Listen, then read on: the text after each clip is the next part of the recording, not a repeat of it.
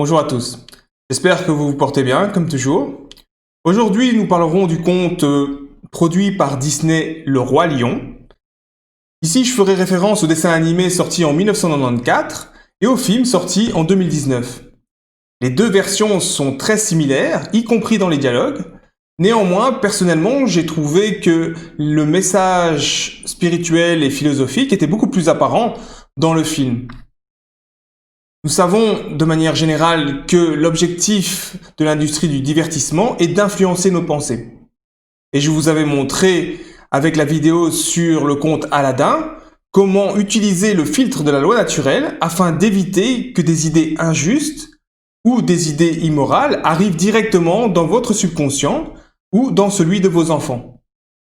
Ici également, je vous encourage à visionner l'une ou l'autre des versions du conte avant même de regarder cette vidéo. Cela sera à nouveau un bon exercice pour tester votre capacité à identifier les idées ou les actions qui mènent directement au chaos, comme le prédit la loi naturelle. Comme toujours, je rappelle que je me base sur la loi naturelle pour déterminer si une action est juste ou non. Cette loi absolue prédit les conséquences des actions selon qu'elles respectent ou transgressent la vérité qui affirme que la vie nous a tous créés libres et égaux en droit, quelle que soit notre nature. Les actions qui respectent cette vérité sont de bonnes actions et mènent à la création d'un monde paradisiaque. Les actions qui transgressent cette vérité sont de mauvaises actions et mènent à la création d'un monde infernal. Si vous n'êtes pas familier avec cette loi, je vous encourage à visionner mes vidéos précédentes. Elles vous permettront de bien comprendre que ce que je dis ici concernant la moralité n'est en aucun cas lié à mes opinions ou à mes ressentis. Mon unique objectif ici est de vous montrer qu'il existe un principe, une loi absolue permettant de distinguer le bien du mal. Ok, donc maintenant rentrons dans le vif du sujet. Ce film décrit en vérité les sociétés humaines, même si les personnages sont des animaux. Et donc, comme toujours, la société est divisée en classes ayant plus ou moins de privilèges, plus ou moins de droits. La hiérarchie entre les êtres est omniprésente, chacun a sa place et doit s'y tenir. Si je décris brièvement les différentes classes et les correspondances avec les sociétés humaines, on va retrouver tout en haut de la pyramide le roi lion, que ce soit Mufasa ou bien Simba et sa famille, qui sont tous des carnivores. Ils sont représentés comme étant des êtres raisonnables, ne prenant pas plus que nécessaire.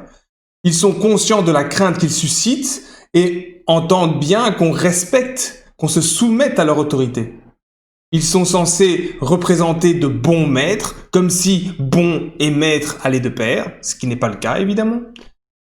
Dans le monde des hommes, le roi lion peut faire référence à des empereurs de l'époque, à des généraux de Gaulle, à des Trump, à des Poutine, tous ces humains qui sont idolâtrés par une partie de leur peuple comme des sauveurs ou des protecteurs. Je vous rappelle, si c'est votre cas, que ces êtres ont beau revêtir les habits du pouvoir ou de l'autorité, ils ne valent pas plus que le plus petit des insectes de cette planète. Ils vont aussi aux toilettes, ils sont faibles comme tous les humains, et leur corps redeviendra poussière au bout de quelques années. Et là, je ne parle même pas de leur absence de réelle moralité. Donc, continuons. Donc, juste en dessous, on retrouve Scar, également membre du sommet de la pyramide, mais lui, c'est un être faible, spécifiquement pervers, manipulateur, psychopathe et lâche, uniquement intéressé par le pouvoir. Si on doit faire le parallèle avec le monde des humains, il représente lui aussi un dictateur comme Mufasa ou comme Simba, mais dans ce cas, on peut considérer qu'il est non éclairé. Donc, ensuite, nous retrouvons ma classe préférée, celle des suiveurs d'ordre. Donc là, on a deux cas. On a le premier cas lorsqu'on a un bon roi qui est aux commandes. Et bien dans ce cas, ce sont les lionnes. Elles protègent ou tuent de manière raisonnable. Elles s'assurent que le bétail ne soit pas décimé, car elles comprennent que leur survie aussi en dépend. Un parallèle pourrait être fait avec les chevaliers ou les guerriers justes qu'on a dans les contes, même si l'image qu'on en fait n'a probablement rien à voir avec la réalité, bien évidemment. On a le deuxième cas, c'est-à-dire lorsque le roi est mauvais. Et ben, dans ce cas-là, la classe des suiveurs d'ordre est principalement composée des hyènes. Ici, le parallèle peut clairement être fait avec les politiciens véreux, les forces armées, les policiers, aussi loin que l'histoire s'en souvienne. Ils sont incapables de se contrôler, usent et abusent de leur pouvoir. Leur langage est celui de la violence et ils ne laissent que la misère et la souffrance derrière eux.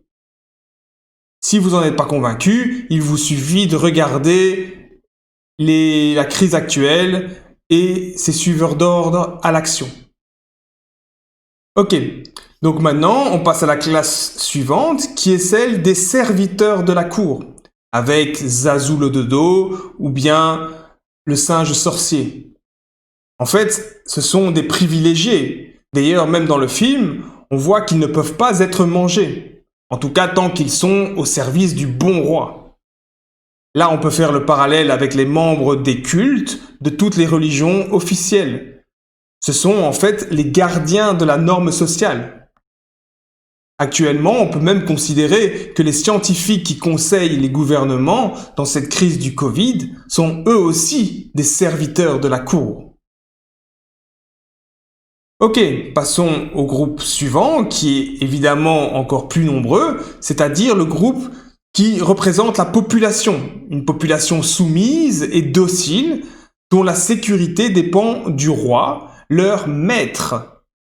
Ils lui doivent reconnaissance et obéissance, et ces individus acceptent leur place, même si cela signifie être mangés par les classes supérieures. Ce groupe est celui du bon petit citoyen qui ne remet jamais en question l'ordre social établi et qui remercie pour les restes qu'on lui laisse. Le groupe suivant, on peut voir le groupe en fait qui vit en dehors du système avec Timon et Pumba. Ils n'ont pas de maître, ils vivent comme ils l'entendent sans se soucier du reste du monde. On peut voir ce groupe comme un groupe d'anarchistes ou bien de laissés pour compte. Mais nous y reviendrons un peu plus bas dans la présentation. Pour finir, il y a le groupe des insectes et des plantes qui, eux, sont considérés comme de la matière à peine vivante, juste bonne à servir de nourriture. Dans le monde des humains, on considère les animaux, que ce soit les vaches, les cochons, les poissons, etc., les souris, tout ça, de la même manière. Lorsqu'une telle société est en place, c'est qu'une majorité des individus la composant sont ignorants du fonctionnement de la loi naturelle. Dès lors, une majorité de leurs actions risque de peser du mauvais côté de la balance. C'est d'ailleurs le cas dans presque toutes les sociétés humaines, aussi loin que l'on regarde dans l'histoire officielle. La loi naturelle prédit qu'une telle société crée de la souffrance et finira par devenir un enfer. Et jusqu'aujourd'hui, il n'y a eu aucune exception à la règle. Dans le film, on voit que dans ce genre de société, la mort d'un seul individu, donc le maître, peut transformer la société en un enfer plus ou moins violent pour les sujets qui y habitent. Ceci ne serait jamais le cas dans une société juste, composée d'êtres intelligents. Dans la vidéo que j'avais faite sur Aladdin, j'avais décrit l'intelligence des principaux personnages.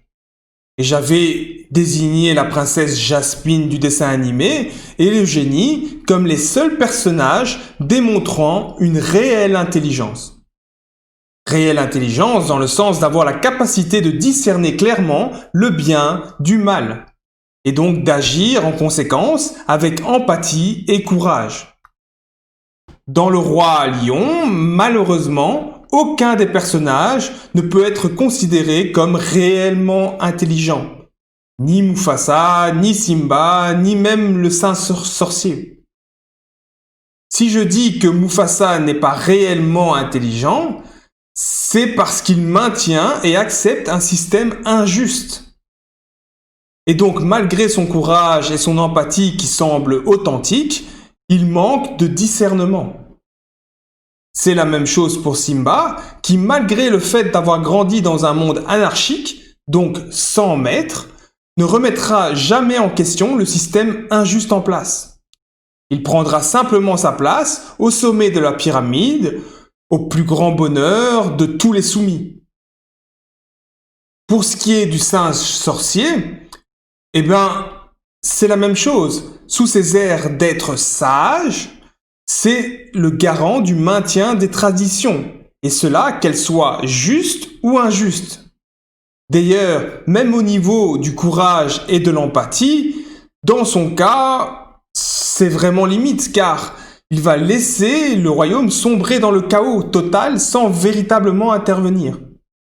Il n'agit en fait que lorsqu'il a retrouvé les traces de Simba, son champion. Dans cette histoire, on nous a présenté les choses comme si la paix et l'harmonie d'une société dépendaient uniquement d'un seul être, le roi lion.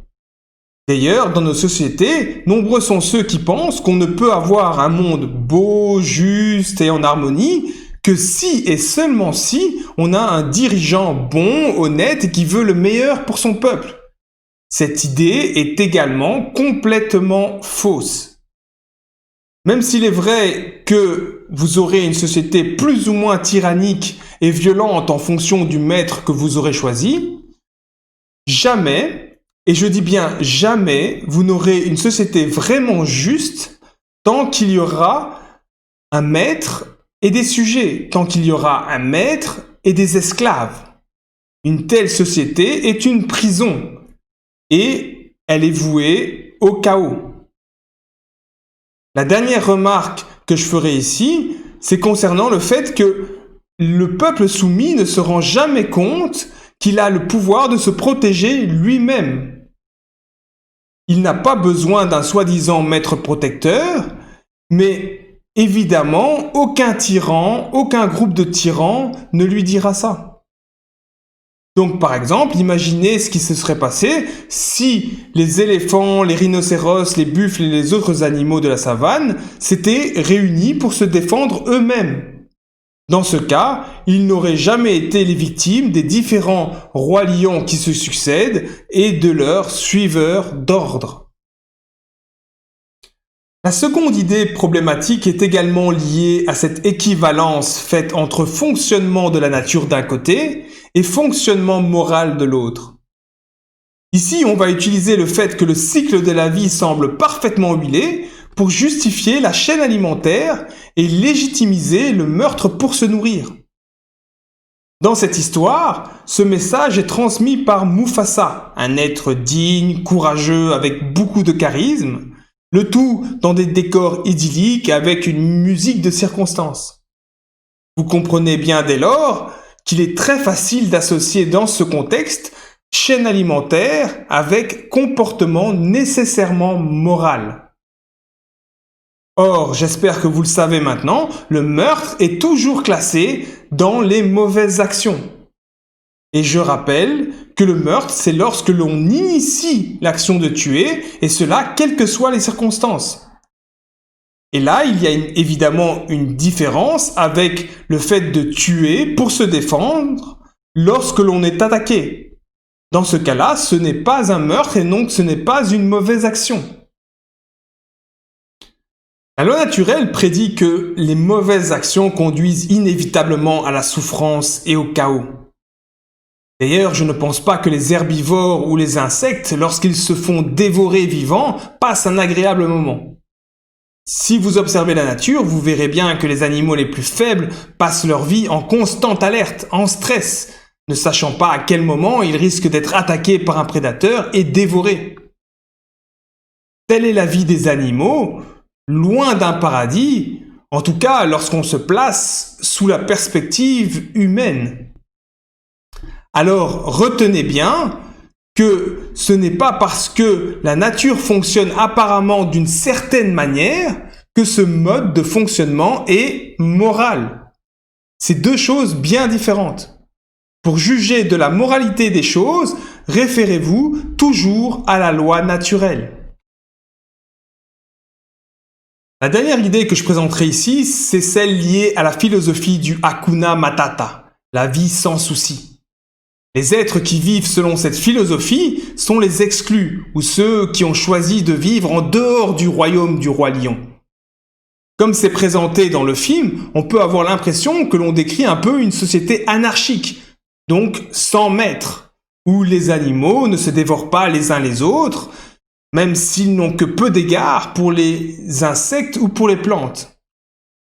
De plus, ces êtres vivent au jour le jour, sans trop se préoccuper du passé ou de ce qui pourra arriver demain, ce qui, spirituellement parlant, est tout à fait défendable.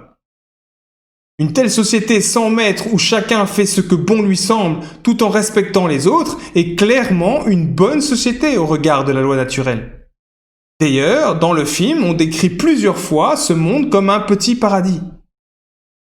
Mais malgré tout ça, on présente les individus qui y vivent comme des êtres désinvoltes et égoïstes, qui ne se soucient que d'eux-mêmes. D'ailleurs, ce n'est qu'en renonçant à ce mode de vie que Simba va décider d'intervenir pour aider les habitants de la savane. Et dans le même temps, il va décider qu'il va prendre sa place dans le cycle de la vie en tant que maître. En fait, on nous présente ces choix comme étant ceux de la maturité et de la sagesse. Sérieusement, comme si il n'aurait pas pu aller aider ses semblables et leur proposer un nouveau mode de vie. Mais non, on veut nous faire penser que le bon choix, c'est évidemment celui de préserver le système pyramidal injuste tel qu'il a toujours été. Nous reparlerons de l'anarchie dans d'autres vidéos et je vous montrerai que la réelle anarchie ne s'obtient qu'avec une majorité d'êtres intelligents qui se soucient de la liberté et des droits de ceux qui les entourent. Donc, clairement, ce film est une soupe composée d'idées immorales, de vérités spirituelles et de bons sentiments. Le tout épicé de suspense, d'humour, de musique entraînante, tout ça pour faciliter l'absorption. Donc c'est donc une catastrophe pour les esprits ne comprenant pas la loi naturelle. D'ailleurs, nos esprits étant modelés par ce genre d'histoire depuis l'enfance, il n'est pas étonnant que pour la plupart des personnes, la soumission à l'autorité est une vertu. Elle est vue comme étant dans l'ordre naturel des choses, et d'ailleurs, la plupart d'entre nous cherchons un sauveur, un roi lion. Et bien évidemment, qui est-ce qui tire parti de cette fausse conception ? Je vous le donne en mille, les psychopathes assoiffés de pouvoir. Ces raclures, ces êtres dégénérés et faibles, comprennent le fonctionnement de la psyché humaine, ils savent comment apparaître comme des lions aux yeux des êtres naïfs. Ok, donc je finirai par ce commentaire de Scar, qui résume parfaitement le genre de société injuste créée par des êtres soumis à un maître, des êtres ne comprenant pas la loi naturelle. Lorsqu'il dit, en parlant à une petite souris qu'il va dévorer, il lui dit « La vie n'est pas juste, n'est-ce pas, mon petit ami ? Quand certains sont nés pour se régaler, d'autres passent leur vie dans l'ombre mendiant pour les restes. » Et je rappelle que ce qu'il décrit là, très justement, c'est la société idyllique du bon roi lion Mufasa.